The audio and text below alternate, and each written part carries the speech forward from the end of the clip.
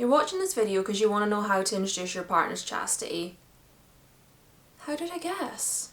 Maybe I'm a mind reader, or maybe it's in the title of the video that you clicked on. Either way, I'm Lara Skye, I'm a chastity enthusiast, and I spend a lot of time online putting people in cages. Not always as small as this, but I might be the reason that you stumbled across chastity, or you might have seen some of my other videos and it's kind of inspired you to try it with your partner. A lot of my videos are based on self-caging and the idea that you don't need somebody to hold your key to enjoy chastity, that you can wear it for short or long periods and it can really change your mindset and the way that you interact with your body. But obviously there is that fun aspect of handing over your key to your partner, having them wear it in public, and you know, it's just a little symbol that you're locked for them, or maybe you only wear the cage as a kind of foreplay, or maybe it's even a punishment or some other kind of dynamic that you're into. But if you're watching this video, I'm going to guess that you're fairly new to kink and that you're a little bit shy about talking to your partner. It might be the first thing you've experimented with, or maybe you've tried one or two other things but you're still pretty shy about actually communicating what you want. The number one thing you're going to have to do is actually talk to your partner. I know, it's terrible, but if you don't talk to them, they're not going to know what you want. And obviously, I understand it can be a little bit scary, but as I always say, if you're too scared to talk to your partner about something that you want and something that you think would make you happy or that you would enjoy, why are you with them? This isn't me saying that your partner has to say yes.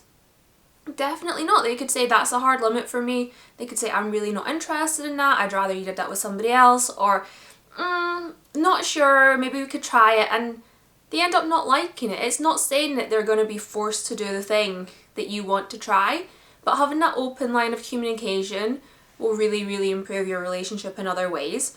So if I was going to approach my partner about any kind of new kink or fetish or just some activity that I wanted to do either with them or without them, I would spend a little time researching first, working out exactly what I want to do, why I want to do it. This doesn't have to be really formed. It can just be a kind of, hey, I like that idea. Or it could be something that I fully researched. For chastity, I would recommend that you spend a little time on your own, maybe write down some notes about why you're interested in chastity. Did you see a video about it? What brought you to that point of wanting to be caged? Is there something specific that you're looking for? Is it just for a little bit of role play? Is it something that you want to do all the time? Do you want to involve other kinks in this? So if it's something that you wanted to involve your partner seeing other people, you're going to have to talk to them about that, because obviously that's different levels of consent. But assuming that this chastity is just between you and your partner and there's not going to be anyone else involved, at least yet, I'm a big believer in just saying what you mean, and the more straightforward you make things, the easier it is for the other person to understand. So when I went to my partner, I would say, hey, have you heard of chastity? Or, hey, I've been watching these videos, or I kind of stumbled upon this and I've been researching it a bit and it's something that I'm really interested in. And yeah, they might say that you're weird, they might say you're crazy, but if you're dating somebody, should they not kind of know that you're a little bit weird and a little bit crazy already? Because if you're with somebody who doesn't accept you for yourself, you know, that's a big hurdle that you're going to have to overcome. And a lot of people live in this state of fear where actually both sides of the relationship aren't saying everything that they want to say. Chastity is a really good way to explore your boundaries, your relationship, giving up power exchange, all those kind of fun things. So taking that first step into communication is great. So if you're somebody who already does a lot of kink and has a lot of communication, just say, hey, I want to be caged. Do you want to be my key holder? If you are with somebody and you've never discussed your kinks or your needs or your wants, firstly, why not? As much as it can be daunting, it is really good to get your partner involved. So obviously you have your ideas of what you want to do.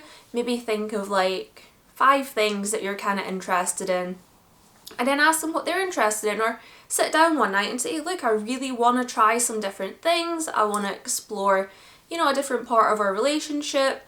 I want to look at our dynamic and I want to really change the way that our relationship works. I know it can be quite scary to approach your partner, but by getting them involved in the process, by letting them can explore what their needs and wants are. Getting into that real deep discussion about what do they want, and if they're not sure about chastity, that's why you've researched already. That's why you can turn around and say, well, I like it for this reason, I've been looking at these cages, I really want to try it, it's also something that I'm perfectly happy to try on my own.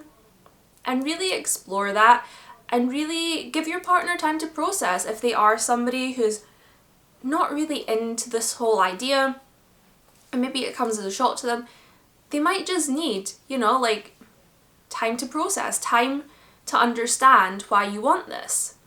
And it goes both ways. Whether you're wanting to lock up your partner, you're thinking that could be so amazing, I'm gonna have my boyfriend locked up and I'm gonna keep the key around my neck, and you're into the whole like taking on a more dominant role in your relationship, that could be really, really fun to explore. But your partner might need to sit with that for a while.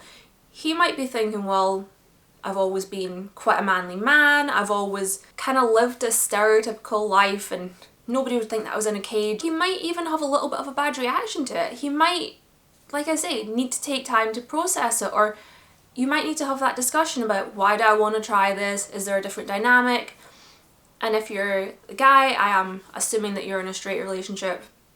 You might not be, but either way, the person who's going to wear the cage and the key holder, if you're the person who's going to be wearing the cage and you're thinking, I really, really want my partner to hold his key, unless you ask them, they're never going to do it. But you also have to be flexible. The whole thing about this communication and discussion is establishing your boundaries, working out your needs and wants, and really building a stronger relationship. So this is how you introduce chastity to your partner. You do it in a way that you let them know that you're interested in this, that you've been exploring chastity, that you've been looking at cages or you've been watching videos and you have a couple reasons why you want to try it, that you're really interested in chastity, that you want to try it. And you know, it doesn't have to be permanent. You could put the cage on and you could hate it, or your partner could hold the key and they could not like it. But it's something that you explore together, and I think it's one of these things that once you get over the initial fear of rejection and you start really communicating with your partner, you can have a lot of fun. Just remember that you need to always be safe, sane and consensual. Respect your partner's boundaries and also your own, and just look forward to it. There are so many different ways that you can enjoy chastity. Obviously, I can't always talk about the more sexual aspects on here, but you can definitely incorporate a little bit of tease and denial into your relationship. You can really switch things up, and it really is a great starting point for exploring more, and then you can incorporate more and more different kinks into your relationship. But if you don't take that first step, you are never going to be happily caged, and your partner is never going to accidentally flush the keys down the toilet, or throw them in a field, or just accidentally lose them and never be able to unlock you. So I'm obviously joking, you don't need to be locked for life. It is just something that's part of the fantasy, and one of the reasons it's in so many videos is because it really is a big fantasy for a lot of people, that kind of feeling of risk, and you know, we just play into it a little bit. Nobody's actually going to lose your key. Unless you ask us very nicely. Or a nice lot.